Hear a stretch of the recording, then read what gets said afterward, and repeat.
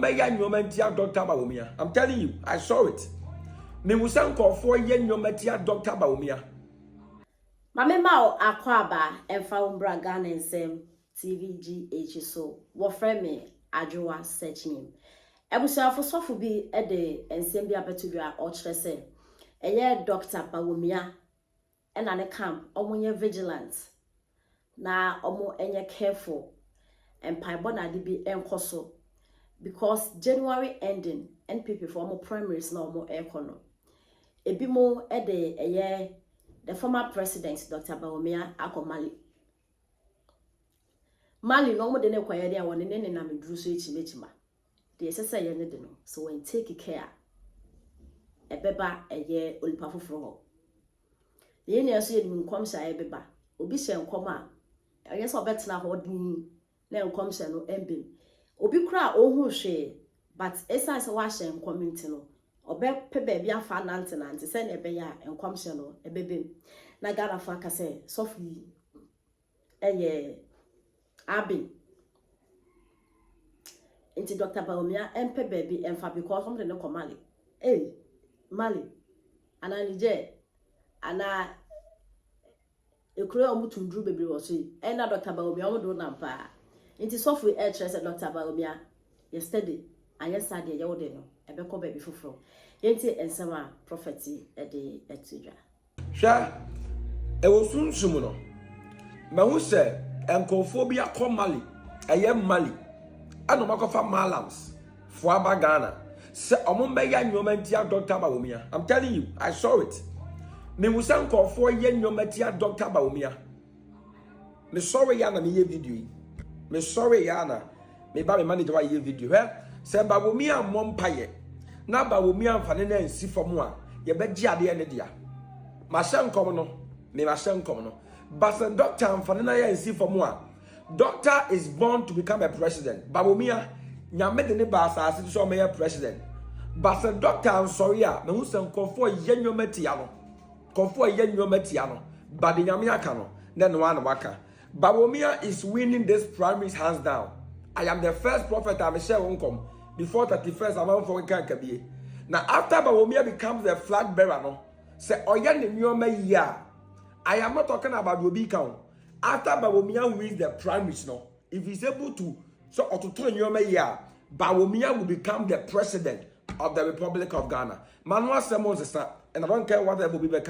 Say Bawumia we need primaries, no, now or yan in your year, Bawumia will become the president of the Republic of Ghana. Etimon country doctor say, Odi for say, on to turn your year, because call for yan your metiano. Omo person mo good anymore say. Now, on the 31st of January, Dr. Mahmoud Bawumia will be crowned as the winner of the MPP primaries. Nothing will change it. Eralisha, bye-bye.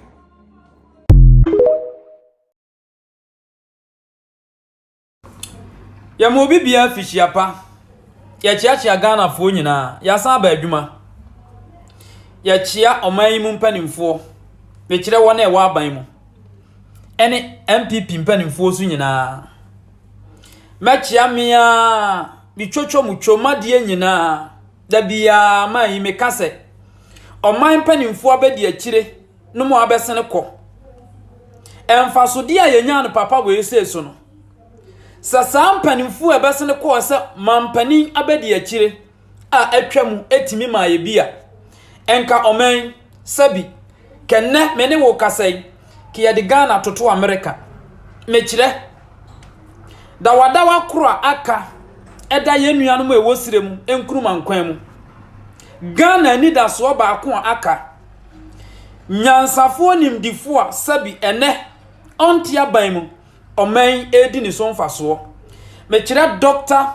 Alhaji Mahmoud Bawumia ene ne hokani mama Samira Bawumia se Nyankopon ema mo nkwatenten na ne nyame ahyehya to ho afa mo ho de ama Ghana ye mpagya ne ye nkoso no emre mu sene onu nyame enhyehya yete na no meti wona ma adwene se minim oman a sabi esi talent kwan se Ghana e kamia kwese oman mu se obi ni si obi mfikyira oni kuro kɔ ni si mfikyire no oman ni yasem wo de ekọ na ubehu ni yemede beye Dr.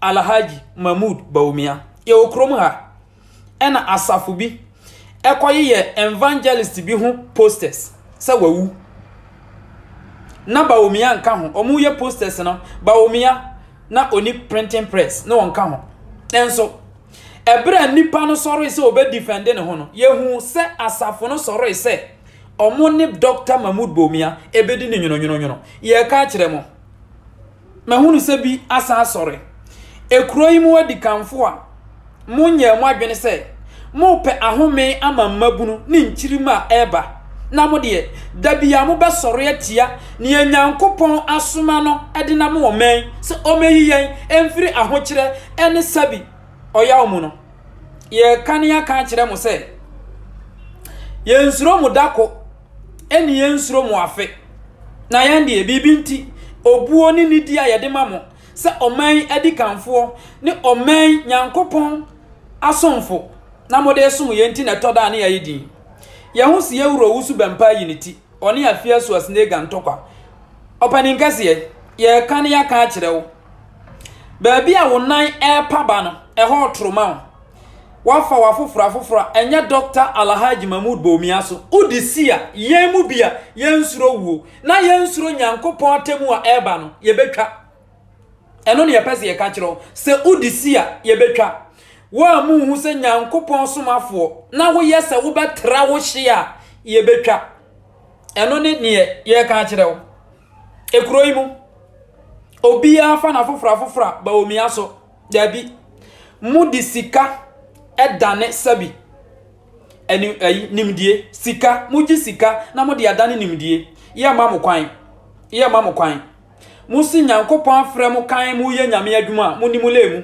na mu ye mo adwene se ni ye ni daso ni ye twen se awieye beremu nyame de ne be mfa oman so age yen no de a yesi musi ye betwa musi a ye betwa munnim nyame enchen yen munnimu nyame enchen yen Nyankopon ama mu nko a nyame a obo soro ne asase oba ma ye nyina ntimo ye ma adwene se muti kuro we mu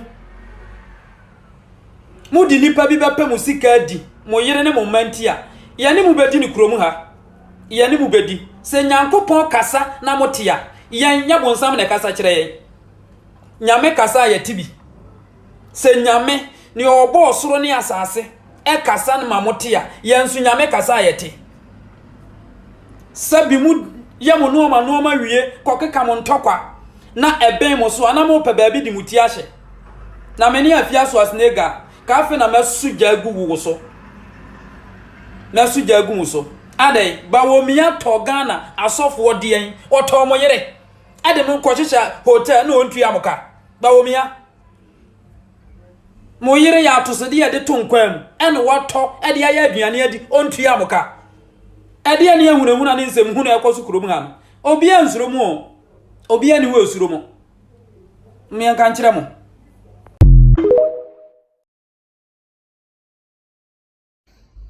hwe uni obi wa asema ne onipa kro no koka wo ye fugitive wada prison da bye meka ukoda prison ana wusu ana wo patch was yen friend na do no mbe you make I pa hwe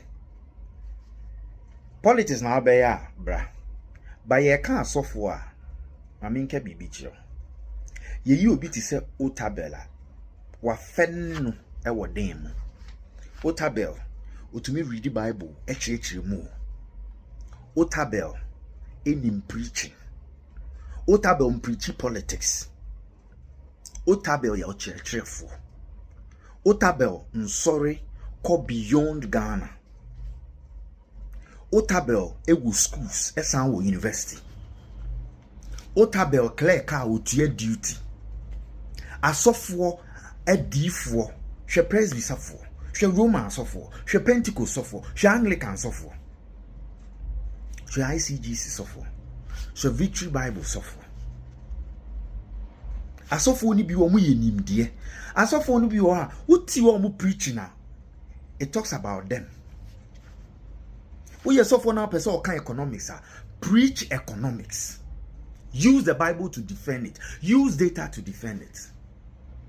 Na de bia usu bempa. Wa sorry and I in kukubu isi ono. People grow out of it. Wa sorry mano. Apart from politics, any social media gossip, DM, how do you impact them? How are you growing them? So you confu, so you deal. De bia na udiatem. Also, usu bempa.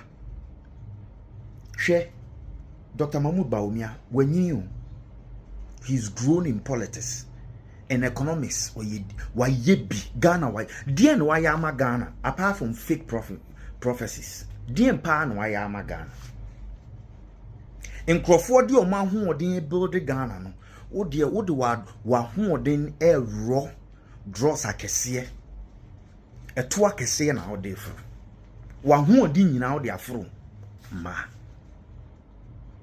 na de bia ho ne maeko na de bia wo threaten ma nyame wa ma so obeye saa wo nti mimi nyi ni se nyame adwuma na obeye no ma men kan kire se wunnim na wo de unsem ko Dr. Mahmoud Bawumia solo no ne hoyi de atwamu no emre sa mbre na atwamu o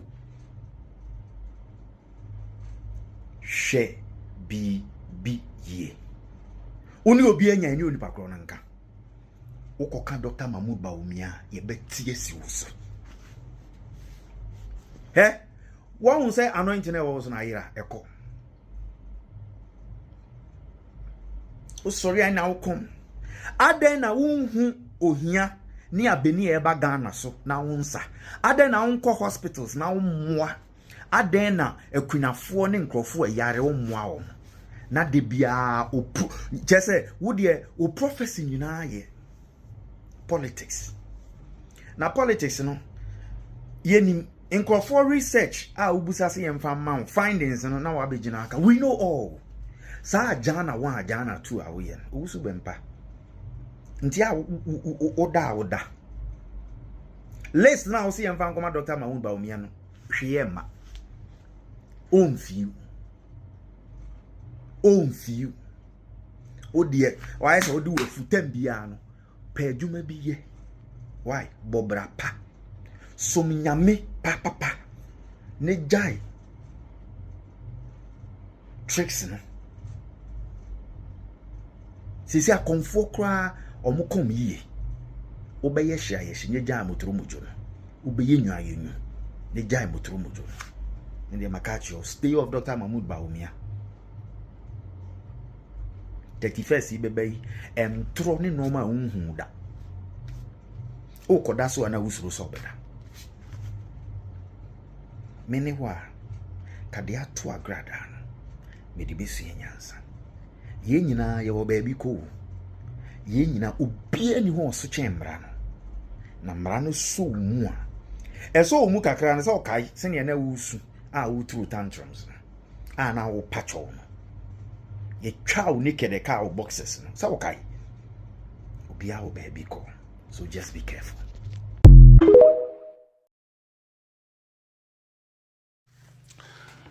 Okay, Bushafo, and made a quick one. We mention me combine 2 videos a boom. Ya papa was a Kwame Despite na Same Jemfi. Same Jemfi ma menka se mention quick one. Me catch on be video maybe say wo NPP be ba power no be them. But a performance within 9 months now, 1 year, I may won't say what chem or a Jamestown prison. What they in someone cry what chem was. I mean, in 9 months, with me at the Ghana for $214 million. Ya can't when you're no person ya okay be. So I mean, $214 million US. I can't about to good board. So I mean, 9 months, 1 year pay my. That's $1 is not the man agrada and a big one. Dollars now the good come out and man, I watch it. It within short time, no, $214 million. What they are saying? I mean, what can I Ghana for? $214 million. That's why you have to say the idea over them. Yes, I did next year, any other years now, can you want to pay crab fast or better cover says canaship? The other amount of girlfriends, I don't to iPhone, man, any idea. But says can I buy $214 million an audio? Now, good board budget cry, they got to home. I think that it was around $270 million. say sika na buy the ma wo no obo mu ka 240 million then say sika buy the money we din na say no nka creation be che Ghana for say en what imagine foreign exchange but Ghana for hormone tiasia the woman na say $270 million in the man no tonu akoton iti ekwo na eba so fele ka tank akwa kra no abakumase wakwa kra no abakumase wakwa kra no abakumase na auto petrol gum na ukoba at the end of the year na kai na ye adwuma sen a osima $240 million iti petrol do auto ye no ene sa $3 billion na o kan wasem but in faso onya ye ne de $240 million ka no boy this car na adema sa me je fi so onya adwuma ka auto fuel $3 billion and all year Juma Boka $214 million. Very simple explanation. It's a Ghana for so most had need too many year more answer. Manuel Siwaha. I feel papa despite or say kwame despite. Respect to be brave. Many I just say ne oba out be kasai. Na me hu say sebu ukita komapa. Na e man na attack when I would dim kapa pontino. O man ba attack ukeku. Who say multimedia ho. Angela from ho radio stations be Ghana. I didn't know despite him going to attack him. Because in Crophobia wa employer a good despite media one. Asamu ba. Se do musika sana obaka say omu ni obi okasa kire mo adwuma mu. Emi be na me fia so say be didi watem poto because akwa ba kwa na watu ani tika kaka so agye adwuma yi. Akwese boaje. Nsem bi okeka fa fia so as nega ho e ma obedidi watem because when so obedi watem dia obete. The same thing. And I kwesi aboaje kuro ya. Any kwabna mafo. Kwame Nkrumah tikese MCI yeboa mo. Kwame tima tikese timi tra o ka say papa shi abodam. O wa se mwe ya ho. Papa shi yebodam fo. The same radio station ya so kwabna mafo kotena so. No, kama me akosua se wa ho asempoto. Na wana o yare on tra ho na ho na be fa kasa mami ho poto. MCI yeboa any Samu United Showbiz one day. Obaka say say wona wa small mo say mo be kasa wu adobroni eh mami se wa ho fi. Be na o kasa mu che say mami no nim no from beginning of that lumba. Papa eti wo dia wonya hwio na o media house no na man crop man no me hwa o madwen a ene mo be attack because o media house no na platform a o mo na kasa tia mami ni nyina across the country despite media pen na mo try no.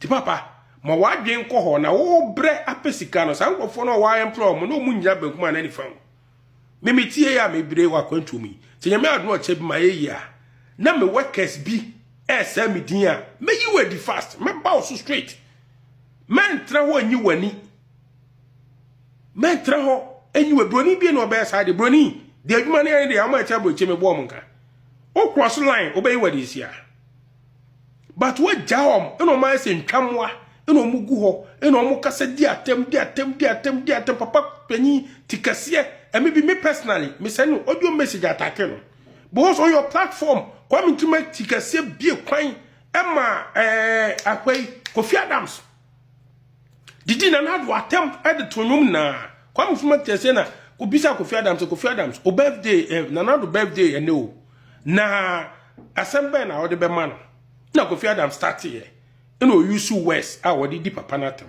as I make 2015 another birthday come to make take say I aware of this meaning no audio yes tenib ayima o block me